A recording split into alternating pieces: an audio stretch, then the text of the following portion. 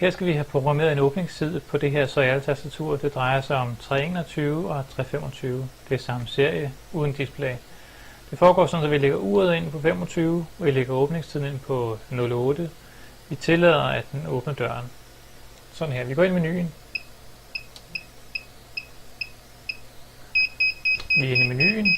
Vi går ind i 25 for at justere klokken. Stjerne. Og vi siger år, måned, dag, time, minut og sekund. Altid 2 karakterer. Måned 08 og 01 for 1 minut. Vi går ind på opkode 08 for at lægge tiden ind. Stjerne. Vi kører den første tidszone ind. Det er 0. Stjerne.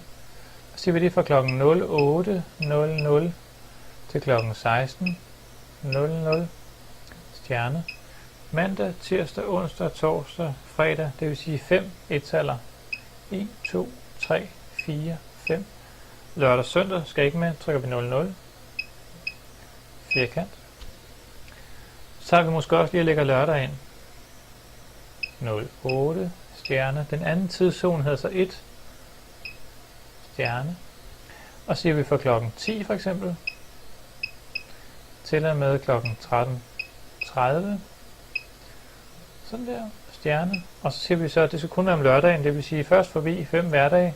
1, 2, 3, 4, 5 nuller. Og et ettal. Og søndagen springer vi også over med et 0. Sådan der.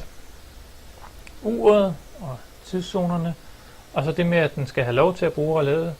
Der går vi ind på den, der hedder 20. Stjerne.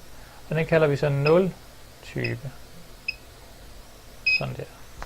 Det betyder så, at man kan få lov til at åbne døren. Den vil ikke åbne før tid.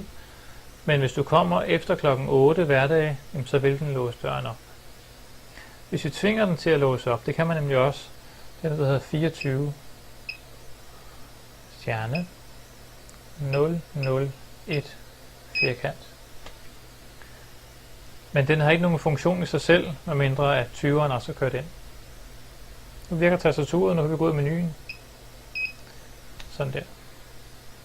Kan vi lige prøve med en kode. 1, 2, 3, 4. Så aktiverer relæet, og det forbliver aktivt indtil klokken 16 i aften, fordi det er en hverdag.